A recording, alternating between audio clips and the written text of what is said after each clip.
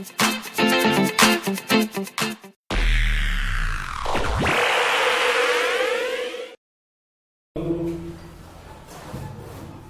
noite. Hoje eu vou falar um pouco sobre controle de versão e sobre a ferramenta que a gente utiliza, que se chama Git, para fazer o controle de versão nos nossos projetos aqui que a gente desenvolve. Todo mundo sabe que se organizar e ter uma forma de organização não é fácil, né? E o Git chega, né, o controle de versão chega para ajudar nesse ponto que muitas pessoas têm dificuldade. O que é controle de versão? Controle de versão é uma forma de se organizar, né, e de versionar passo a passo um projeto que você utiliza.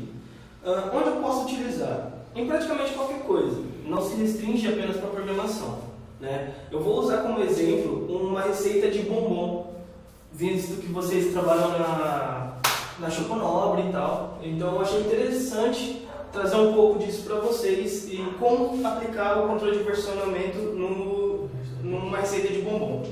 Para que serve o controle de versão? O controle de versão ele serve para você diminuir os riscos de perder um projeto no meio do processo, né?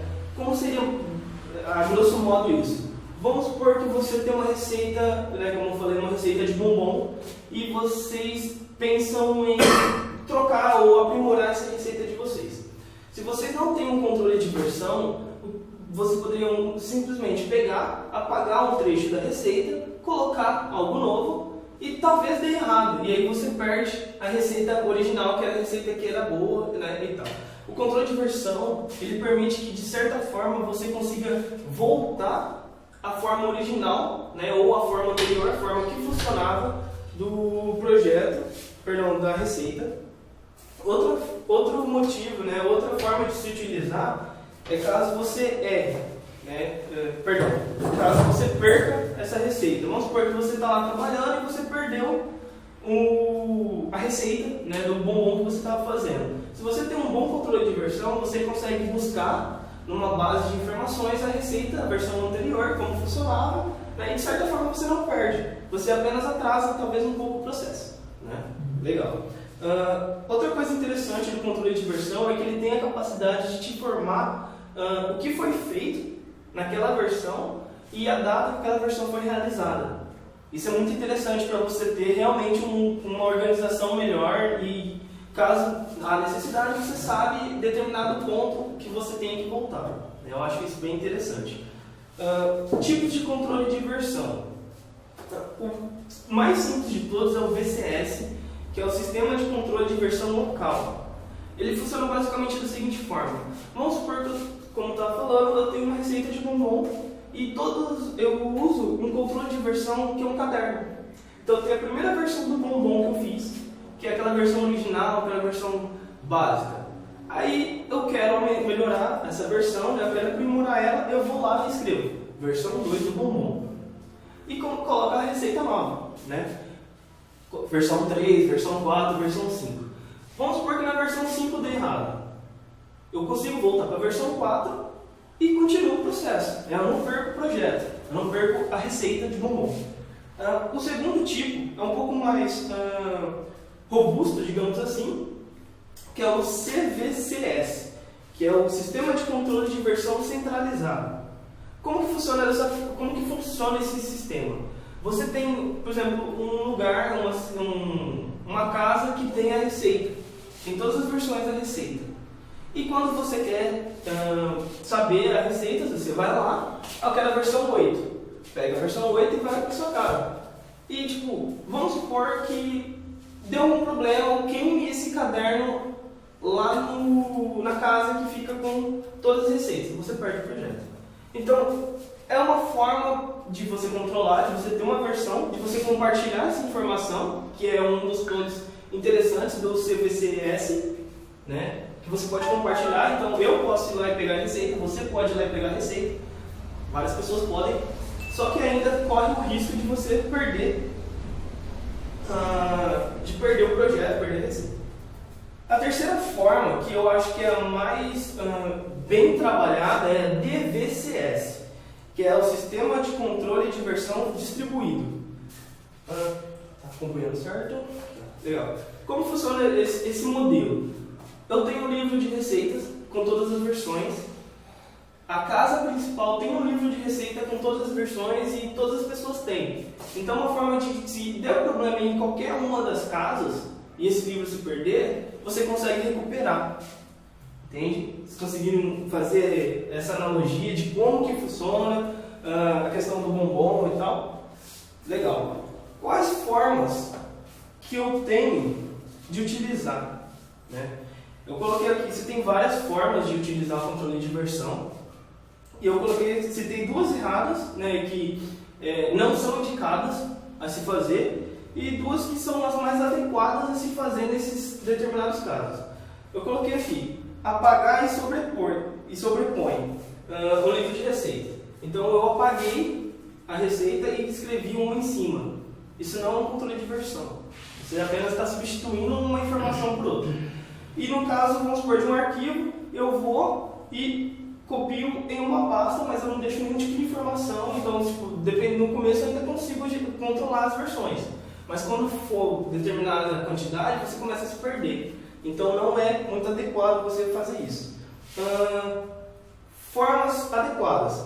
2 papéis resolveriam, né? Então você não precisa sobrepor, você pode escrever uma segunda versão e pelo menos uma data ajuda. Na questão de arquivo, você quer copiar? Coloca uma data, isso ajuda, isso é bom. Eu vou falar um pouco da história do Git para vocês. Ele é uma ferramenta de controle de versão. Ele foi criado por Linus Torvald, não sei se não me engano é assim que se pronuncia o nome dele. Ele foi o criador do Linux. Surgiu a necessidade porque durante a manutenção do kernel do Linux, ele utilizava o Bitcap, que era um controle de versão, só que era pago. Eles não tinham condições de manter ele pago, eles perderam esse controle de versão e eles sentiram a necessidade de criar o Git. Né? Como está falando o workflow dele, você modifica um arquivo, você adiciona ele a um pacote de informações e você faz uma consolidação dessas informações em um repositório local. Né? Aí eu coloquei aqui algumas partes técnicas de como utilizar o Git. A instalação dele se usa pelo comando no terminal do Linux, apt-get install git. Para você configurar ele, você usa o git config global username e o nome, entre parênteses. Para você configurar o e-mail, você consegue configurar um e-mail através desse comando, você consegue configurar o editor de padrão que você mais utiliza, que você mais gosta de utilizar, e você consegue verificar as configurações que você tem atual através do git config list. Usando o Git, uma ferramenta muito importante do Git é o help, né? Então você consegue através do help, eu vou ficar um pouco com medo. Através do help você consegue ter todas as informações que o Git te dispõe.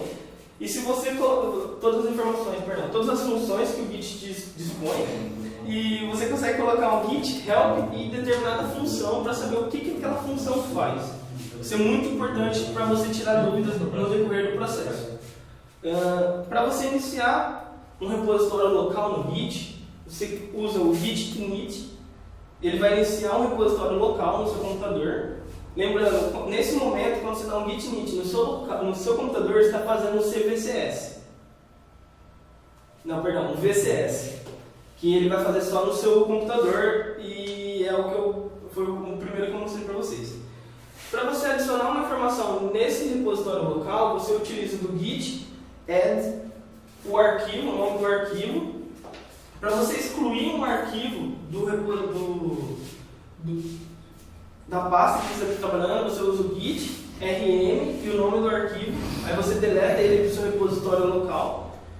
E para você compactar, consolidar e guardar essa versão, você usa o git commit -m e a frase e uma explicação rápida do que é aquela versão do sistema. Né? Parte técnica, clonando. O que é esse clonando? O Git ele é usado para DVCS. Então você consegue pegar uma informação de um servidor e trazer para o seu computador e trabalhar nela. Isso que a gente chama de git clone e a URL do repositório que está no servidor, né? Para você saber qual repositório, né, qual o endereço que você está trabalhando, você usa o git remote -v e ele traz para você o caminho do repositório que você está trabalhando. Para você saber, durante o processo, quais são os arquivos que foram modificados, você consegue usar um git status e ele te lista todos os arquivos que foram modificados, que foram excluídos, que foram adicionados.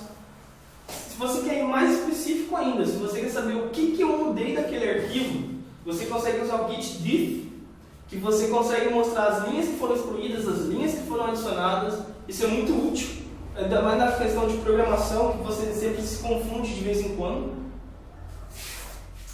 Tem o git log, que você sabe todos os commits, né, todas as versões que as pessoas vão te mandando. Você consegue ter um log, né, de informações quanto a isso.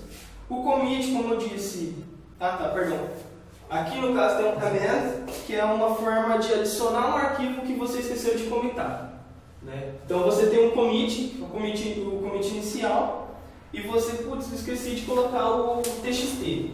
Aí você vai lá, depois desse commit, coloca git add, o nome do arquivo, e usa o git commit, _amend, para colocar aquele arquivo que você adicionou no git anterior. Dessa forma você consegue mandar tudo para o repositório sem precisar criar duas versões. Isso é muito importante, porque senão você vai criando muitas versões e para poucas coisas. Às vezes você nem tem modificação e você esqueceu apenas de colocar um arquivo e teve que gerar uma nova versão, né? Outra coisa interessante é o Git branch. O que é o branch? Ele é uma forma de você particionar esse repositório para trabalhar sem que a versão principal, a versão master, né, que é o nome da branch principal, se perca, tenha algum tipo de problema. E como que a gente cria isso? Você utiliza o Git branch e o nome do repositório, você cria um repositório novo, né, uma partição do repositório local novo. E você consegue criar de duas formas, essa que eu falei, e o git checkout -b e o nome da branch. Dessa forma você já muda para ela. Você não precisa usar o checkout, que é uma ferramenta de você navegar entre as partições do repositório. E o merge, que é uma forma de você atrair um repositório para um outro. Por exemplo, tem o principal, que é a que a gente sempre usa para dispor para as outras pessoas.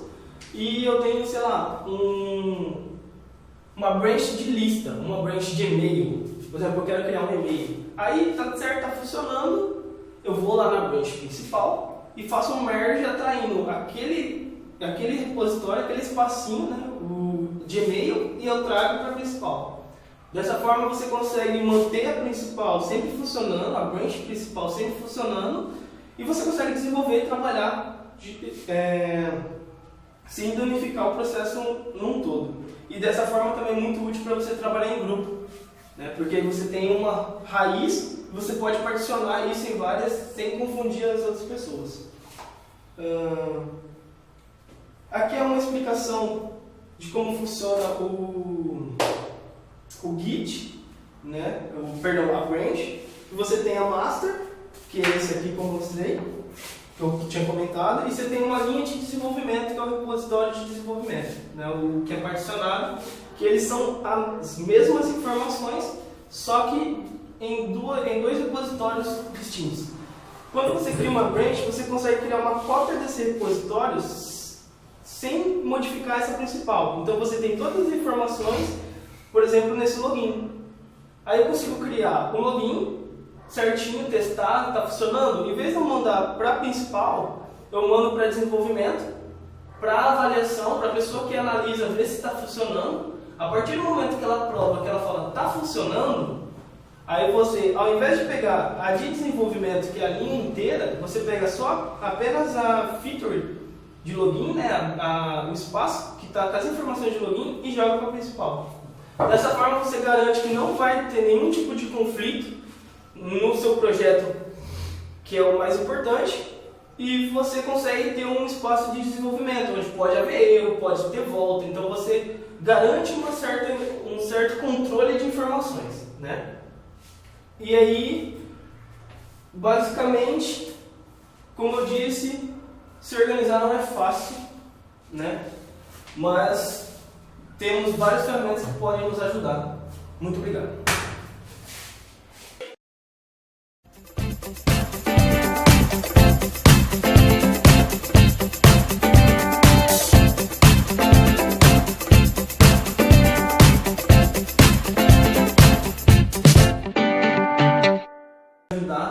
Para quem desenvolve, pode entrar. Cadê o horário? 7h02, cara. 7 horas. Tem um barulho, cara. Até pode Prossiga. Vamos lá. Tá. Vamos lá.